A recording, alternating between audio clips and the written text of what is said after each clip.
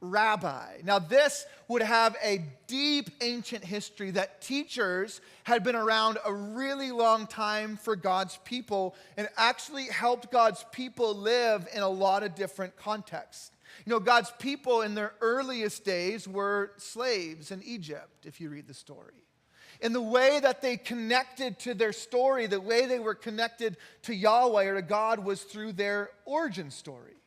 And so their teacher, their guide, was their origin story. This was the filter on how they understood how must we live, how must we hang on to what it means for us to be Jewish. If we can understand our origin story, we can interpret our lives through our origin story.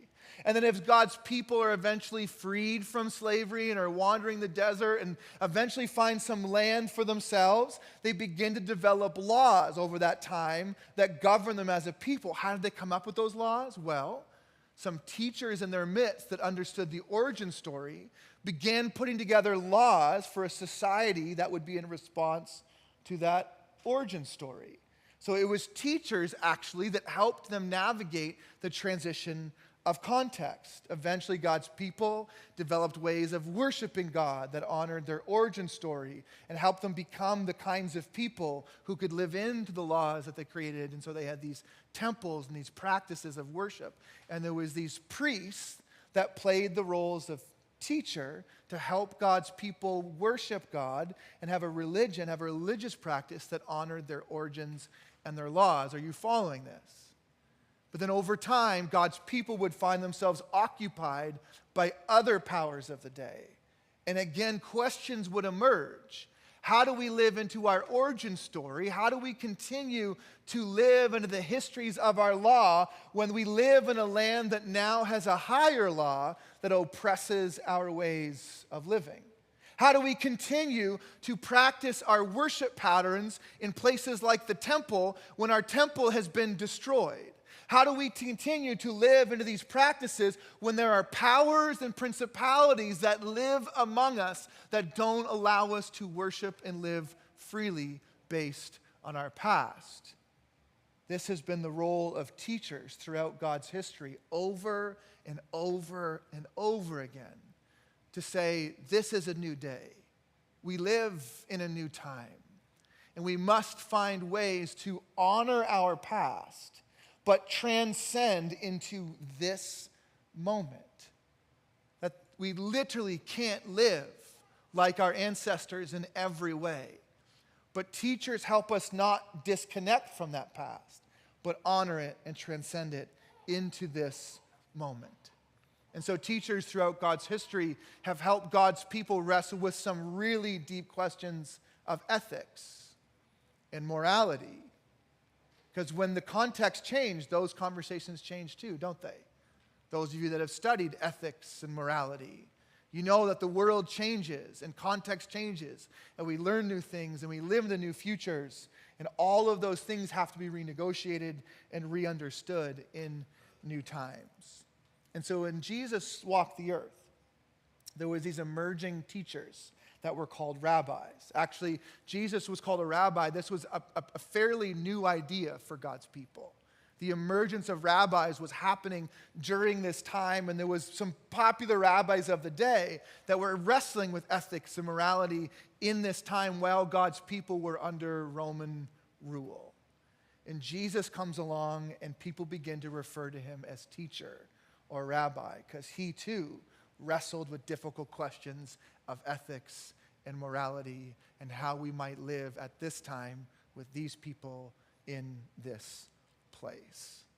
One of the great examples of this, and probably the lowest hanging fruit in the scriptures we have of this, can be found in Matthew chapter 22. In Matthew chapter 22, Jesus is approached by some people with this question: Teacher or Rabbi, what is the greatest commandment in the law? Now, what they're not asking is saying, Jesus, can you rank all of the law from the most important to the least important?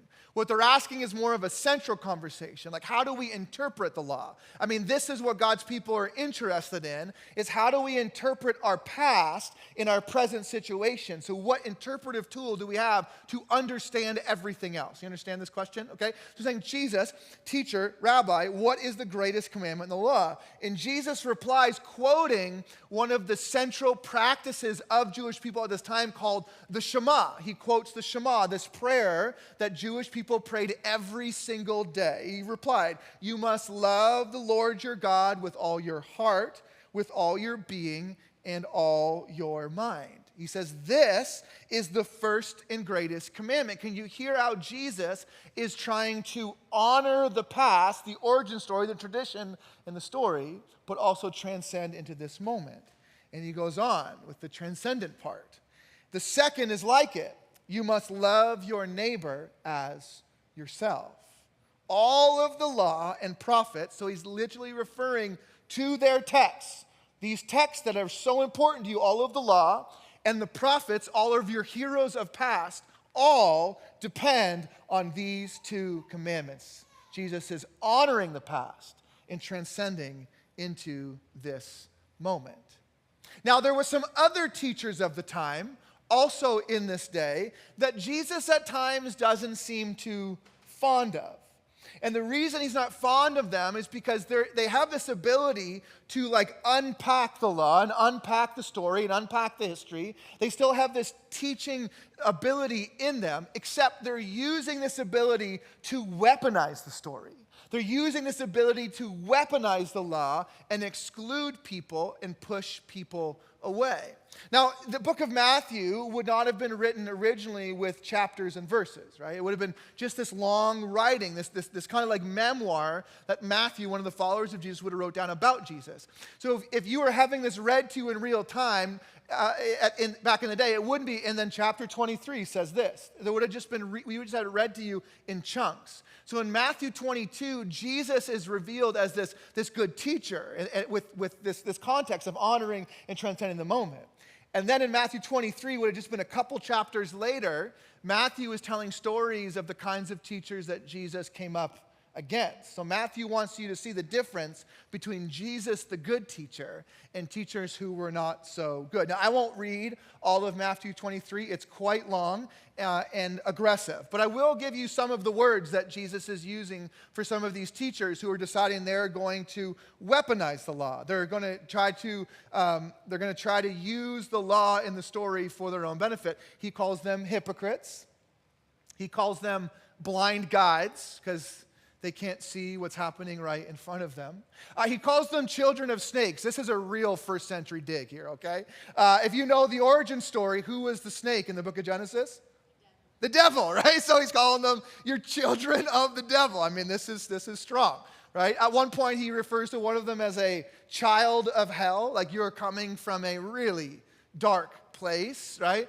At one point, he refers to them as whitewashed tombs. You look good on the outside. You're good at talking. You're good orators. You sound like you're including the story, the past, the law, and helping us understand the future, but actually you are whitewashed tombs. What's a whitewashed tomb? Looks good on the outside, but is dead on the inside. I think you can begin to see the difference, right, between when a teacher in our midst is healthy and their heart is in a place of serving the body. These teachers can be so powerful and important for communities, even the church today, as we try to transcend into new realities without completely unhitching from our past. But also you can see, if you're a teacher in our midst, you've probably felt the desires even in you at different times to use your ability to analyze and tell stories and maybe narrate revisionist history to benefit yourself or keep people away that you might be uncomfortable with. I think we see this in the church. I wanted to give us maybe kind of 2 observations that I have in the church. So these are some observations as I've been walking with churches, and I think some of these observations you might resonate with, which is why I maybe share these today. That churches over time can tend to trend, okay, one way or another. One way that churches sometimes trend is be really heavy in honoring apostles, prophets, and evangelists, and really light on kind of secluding or excluding voices that have more shepherding or teaching voices. This makes sense. You know, apostles and prophets exist on kind of the pioneering end of a movement or the pioneering end of an organization or a church. Apostles have incredible vision for the future and have a lot of energy to barrel in the future and take on risk. Prophets have this really keen understanding of the heart of God and can often come up against powers of the day in a way that feel and can be incredibly liberating for people who are under the hand of those oppressors. And so lots of organizations, movements start this way. And evangelists come along and they're just excited about anything that seems like good news to anybody else. Right? Have you heard this vision, man? What the things that church is doing, that organization is doing, that product that this business is starting, that restaurant is starting, like evangelists can get really excited about the good things in a vision and share and connect people to that could benefit from that. Evangelists in the same way can become incredible connectors for a prophetic movement, right? Have you heard about how we're sticking it to the man? Have you heard about the way we're standing up and speaking truth to that power that has had so much authority for so long over these people? And so you can see how these movements or these churches can grow. The problem is if we don't eventually include the shepherds and the teachers, what apostles and prophets are so willing to do is to dishonor the past just to move into the future. Apostles are happy to unhitch from the past in order to accomplish the vision in the future. Prophets are more than happy to unhitch from any past wisdom if it means we can take down that power right now at this time. And shepherds and teachers who help us to both honor the past and transcend the moment. Now, some churches trend the other way. I think this is probably more common in the West, is that some churches tend to decrease or dishonor apostles and prophets in our midst and trend towards evangelists and shepherds and teachers. That these churches can be really loving and caring at times. You think of a church that is led by shepherds in our midst, where shepherds have all kinds of room just to give everyone a hug and make sure everyone feels loved. Evangelists will really latch onto this and find all of their hurting friends and bring them all to the church and bring them all to these shepherds and say, these people are just giving out free hugs. Maybe not literal hugs, maybe literal hugs, but, right? Or sometimes what happens in these midst is teachers end up having the most power in these churches. Almost always, teachers end up having the most power in these churches. Because shepherds aren't going to fight with the teachers. They don't like being the kinds of people who fight. They want to be lovers, not haters, right? And so teachers emerge who are really articulate, who can explain to everyone else how they ought to live, and then can pick up a book like an ancient text and break it apart in a way that you've never heard before, and it sounds so right and so true, and we're all in. But what happens in these churches over time is teachers will begin, the theology and the doctrine will get more and more exclusive over time, protecting the teachers themselves. See, teachers have this ability to keep interpreting the text or the community or the doctrine or the theology in a way that protects their motives and themselves and continues to exclude people who might challenge them in their ways of thinking. And so we're seeing this a lot in the church in the West right now, as churches and denominations are splitting and dividing because teachers have crossed every T and dotted every I to a point that really nobody can belong anymore. And so churches eventually shrivel and die without apostles and prophets speaking truth to power or helping the church move into new vision. So why talk about this on a day when we're talking to teachers? Well, I think it's actually healthy teachers in our midst that will help us not fall into either of these two traps. What churches that are heavy on the APE can dishonor the past and move into the future. The temptation of the church that's heavy on the EST is to honor the past, even hang on to the past, and fail to transcend the current moment. It's teachers in our midst that can help the entire body understand their role to play in all of this. See, apostles in our midst often end up leaving the church because it feels like to the apostles, this place can never change. But it's actually teachers in our midst that can help the apostles see and the community see that we must change to move into the future, that we must find new ways to be the church together as the society around us also shifts and changes. It's actually teachers in our midst that help prophets understand the great history in God's people of the prophetic tradition. I have met with so many people that have this prophetic energy inside of them and have never had anyone show them how deeply rooted the prophetic tradition is inside of God's people, that God's people have been speaking truth to power since before it was cool to speak truth to power. This has been so deep in the history and the tradition of our scriptures and the church. And we need teachers in our midst to awaken the prophets to help them see how they live into this deeply rooted tradition of having a prophetic voice. We need teachers in our midst to help the evangelists see the ways in which they can communicate good news to people who primarily only hear bad news in their life. We need teachers in our midst to walk with shepherds and help them understand the ways in which they can best heal our community and guard against terribly exclusive theologies. It's the teachers in our midst that will continue to help show us all of the ways that all of us, no matter what our impulses are, can connect and live inside the story of God.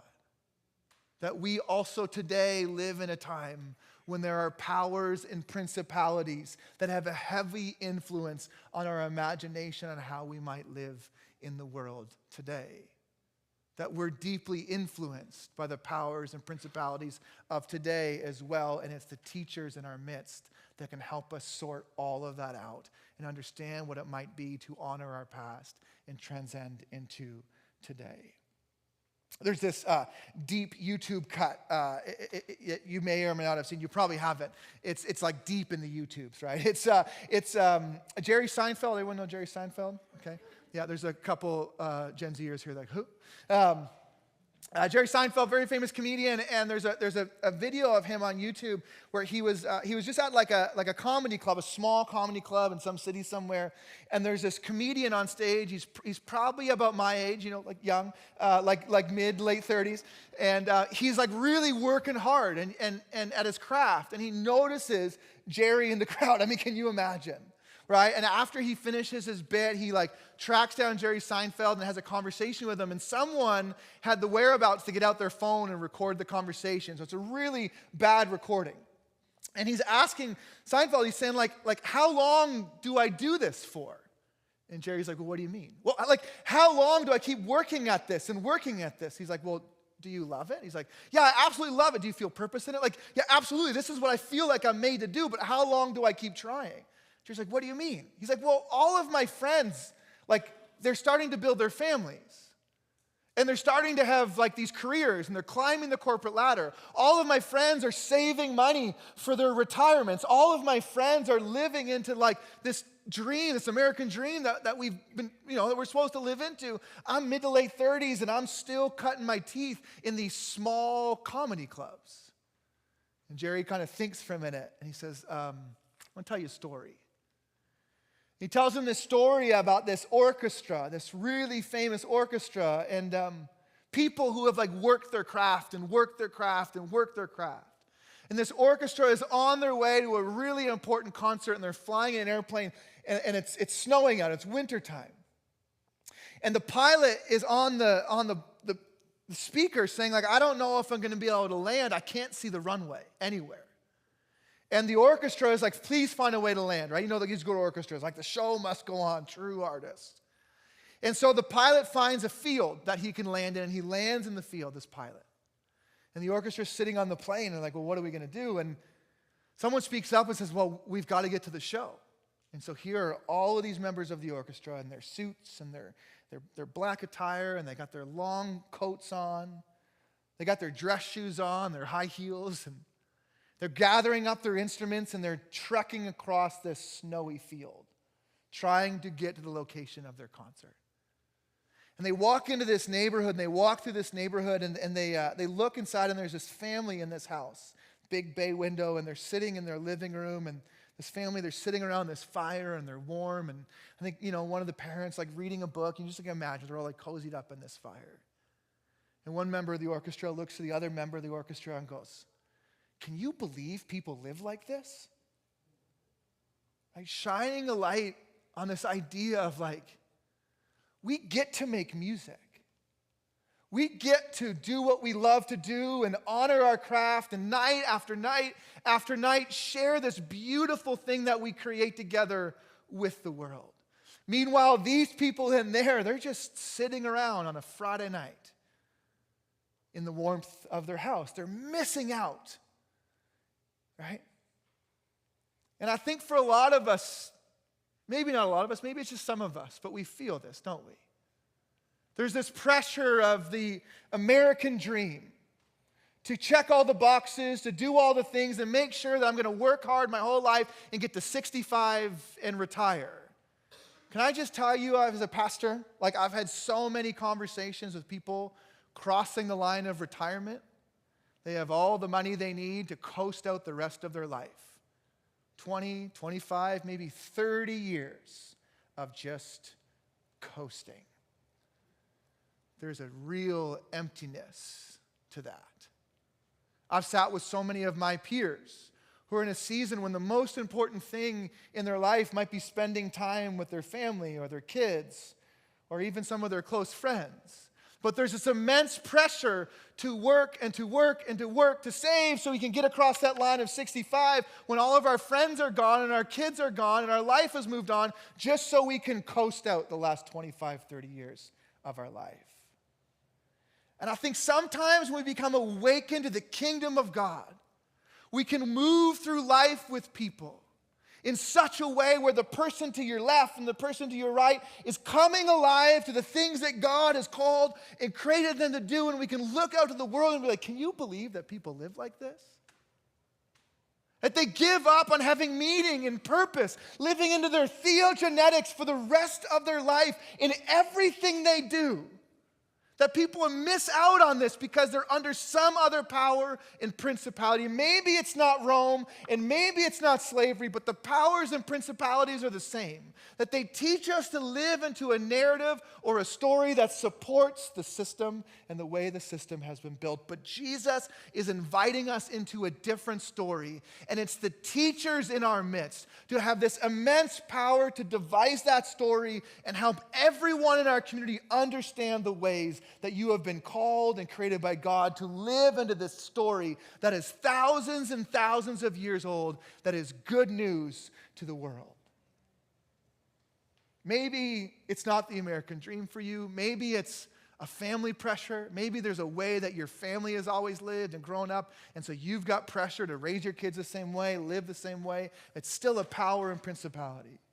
Maybe you're getting really caught up in the political divisiveness of our culture right now. That it actually benefits the powers of the world, the powers of America, if we can turn against each other rather than listen to each other and care for each other.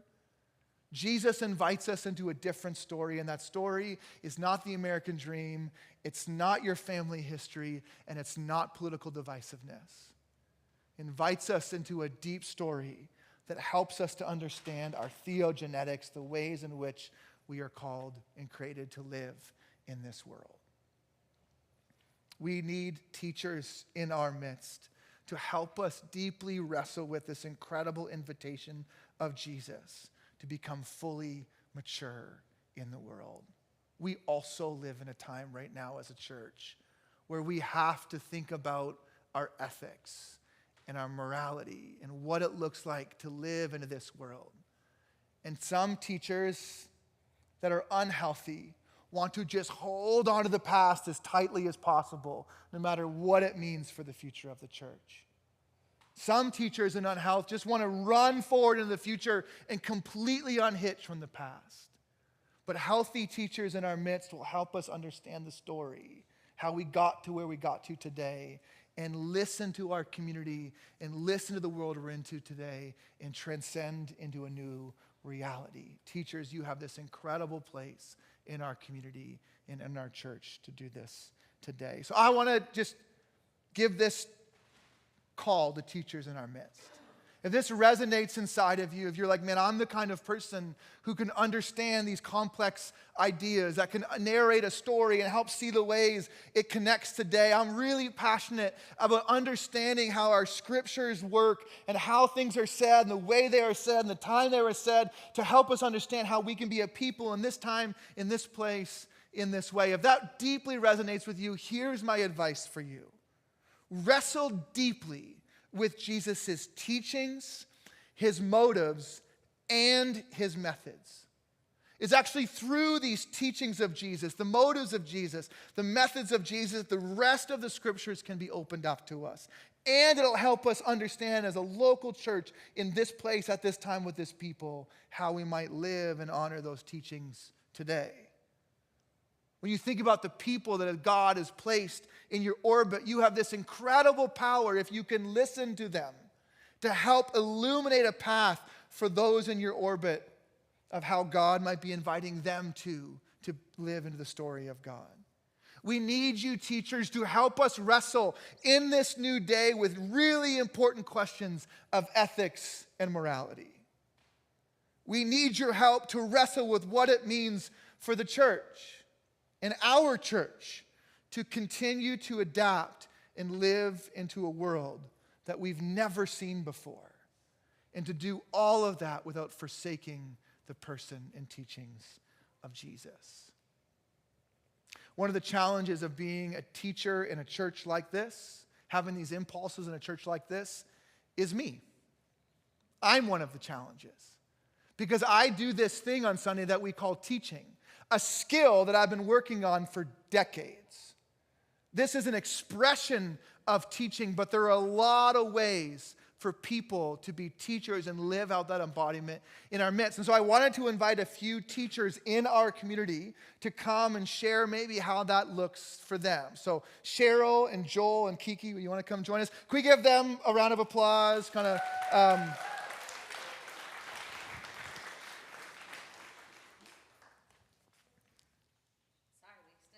I know. You tricked me today. I was looking for you. So I've had the opportunity to get to know all three of you and witness the ways in which your kind of teaching impulses come out in your life, both in our church and in your life. Cheryl, I want to start with you because I think when you and I first started talking about this, you were maybe a little apprehensive. When you first kind of heard this title teacher, I think you filled out that inventory, that quiz that we're passing around. What were your kind of first responses to that? Well, I thought I would be more like a shepherd because I was always taking care of people. But I guess once I started looking back, I realized not only was I taking care of people, but I had 4 siblings that I taught lots of things to. I did home daycare for 20 years, which I not only took care of them, but I also did a preschool program so that they could learn. I started a Sunday school at a previous church, and now I'm involved deeply with our women's Bible study. And that women's Bible study, this is one of the coolest things at Westwinds. It's been around, you told me last service, for like about 15 years? Yeah. Yeah. And it's passed on to like different leaders have led this over the time. I've also met so many women in our community that at different seasons of their life have interacted with this Bible study, and it's been a huge blessing in their life. Why do you think, one, it's like sustained so long and that women are finding value in their life to kind of keep engaging in the learning? Well, first of all, it forms a sense of community in our church. It also helps us to dig deeper into the Bible and learn more. We've gone from different studies of the books of the Bible, women of the Bible. Right now we're doing how your emotions affect yourselves. And so it's called Untangle Your Emotions, and it shows us how Jesus used his emotions, and so it's okay to be mad or it's okay to be angry, and so I think it's just created a great community for the women at Westwinds. Amazing, amazing. Kiki, you don't normally like hanging out with the tall people. No.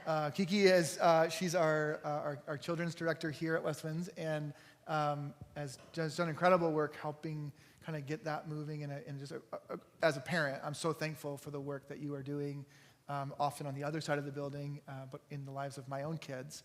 But you and I have had a lot of conversations about the way in which we teach kids that I think is actually really profound for adults. So you can just kind of pretend they're all not here right now.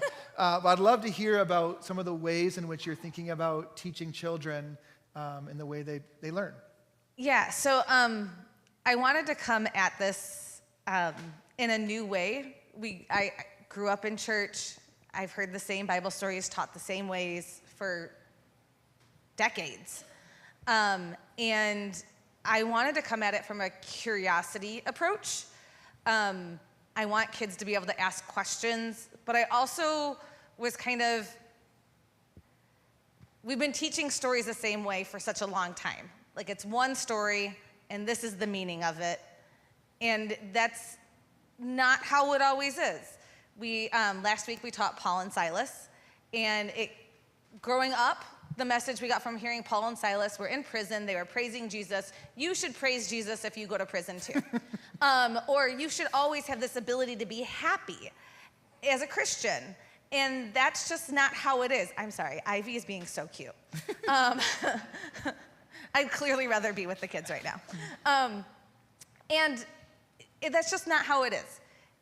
Paul and Silas, yes, praise Jesus in prison, but the story is not necessarily about Paul and Silas. The story is about what God is doing in their lives. And the story is about how the church is open to everyone, whether it was the slave girl they freed, which got them in prison, whether it was to the other fellow prisoners, or whether it was to the jailer. Jesus was making a way for everyone to come to him. And it wasn't just about Paul and Silas. They're not the heroes of the story. Jesus is the hero of the story. God is the hero of the story. The work the Holy Spirit was doing is the hero of the story. The church, in its new look, in its new way after Jesus' death and resurrection, that's the hero of the story. Yeah.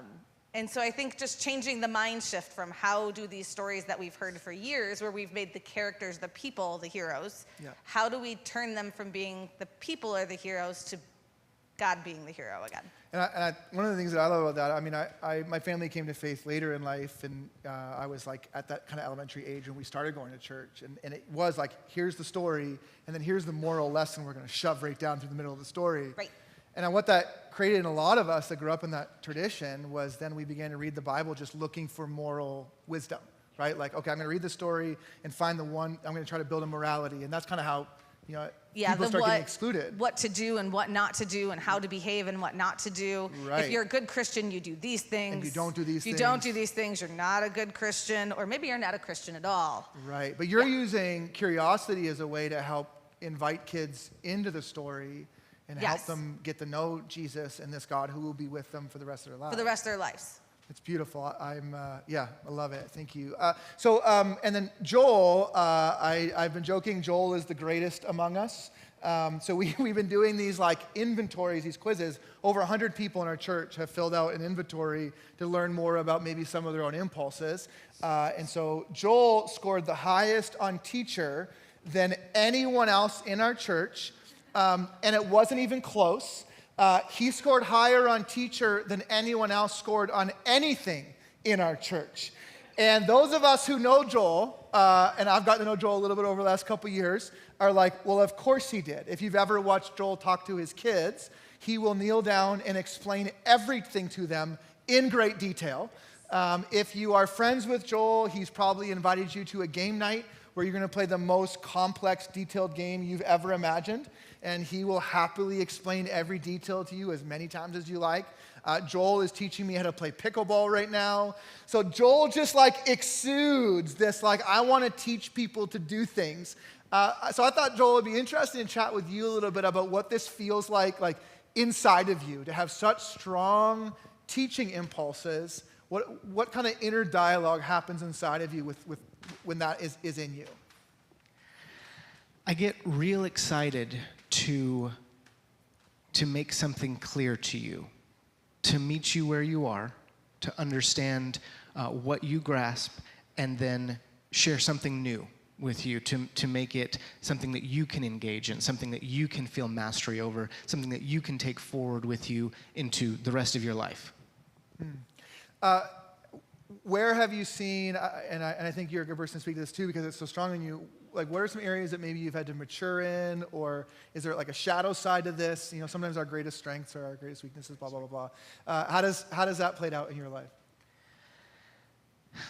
I have to be very, very careful, incredibly intentional about listening well. It is very easy for me to slip into, I've learned the thing, I know the thing well, help me help you. Allow me to shape you into what will be good for you, because I want good for you. It's coming from a place of, I want you to succeed. But I have to be so careful that I'm listening to you, that I'm listening to the context, that I'm not just trying to shape you into me, but that I'm trying to give you what is true that you can take forward and apply to how you do life. That's good. When like in the first century, like when Jesus and these rabbis were emerging, what was so unique about the rabbis is that they did know the law, they did know the story, but unlike teachers of the law or scribes of the time, their methods was not to like impose things on people, but rabbis were known for being so good at facilitating learning within the community. And so they'd get people talking to each other, they even get people arguing with each other, and then they'd share some parable or story that would draw more wisdom out of the community. And so rabbis were these incredible listeners, teachers that loved and supported the community and helped it kind of move forward together, even amidst their difference. And I hear that in all of you, right? That you're facilitating learning among this women's Bible study. There's a lot of conversation that happens in life. You're facilitating learning through curiosity with children, and you're facilitating learning among your own children and your friends, and within our community as well. I'd love to hear, and this will be my last question, but I'd like for each of you to maybe to answer it, like, what do you long for most when you think about our church and our community? Joel, why don't you start us off? What do you long for most when you think about Westwinds, this church, this place where your family's a part of this thing? Connection. I want to be connected to you, to hear from you, to learn from you too. I want to be a person that listens well and engages in life with you. I want you to be able to ask me, Joel, where are you failing today? And for me to be able to trust you and share, this is a place that I'm bad at life. And so not just teaching, but learning from you as well. How about you, Kiki? For me, at least in the kids' rooms, I mean, I do love all of you too. Kind of. Kind of. Only because you bring me your children. That's great. No, in the kids' room, there are the 3 C's that we operate with in the kids' classrooms, and that's curiosity, community, and centered. If those 3 things are happening, if we are creating community, if we are centering our story around God, Jesus, the Holy Spirit, or the church, if we are giving them time and opportunity to be curious, then we're doing our job. Yeah. Like, that's what I deeply want for those kids. Yeah, that's good. How about you, Cheryl? I'm going to go with the community, sharing our faith with each other, learning from each other, even in our Bible study class. Like, I'm going to be 70, and I'm still learning. No, you're not. Yes, I am. What? I'm still learning things. We've learned things. We did a study on the Holy Spirit, and there were things in there we're all going, I didn't know that, and we've been a Christian forever, it seems like. So the community, the sharing, spreading the love. Yeah, that's great. Well, can we thank our panel today very much?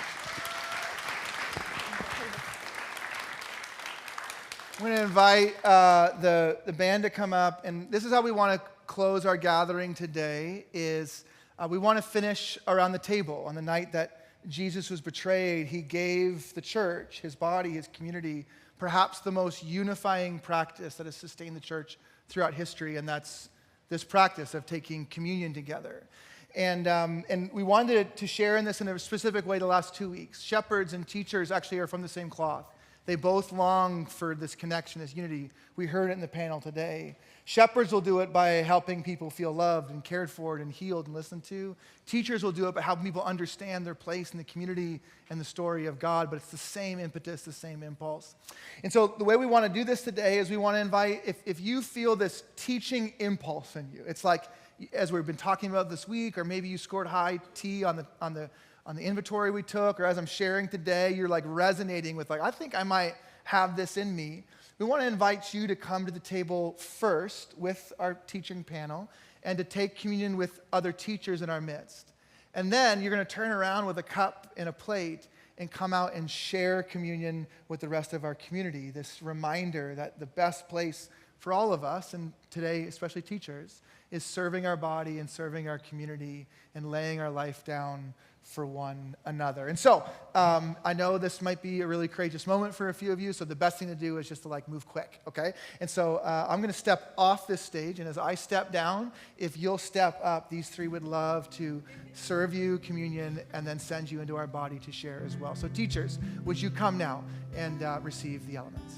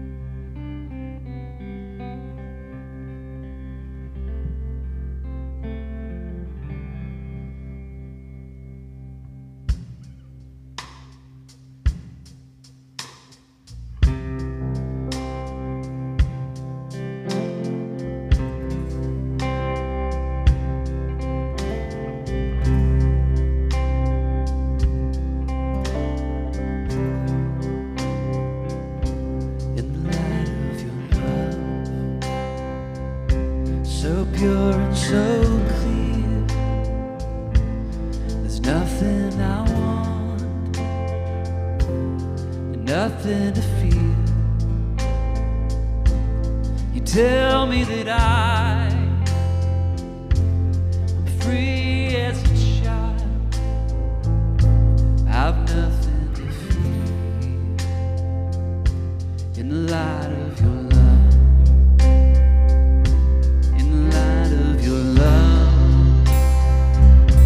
My heart is your home, never abandoned, never alone. You tell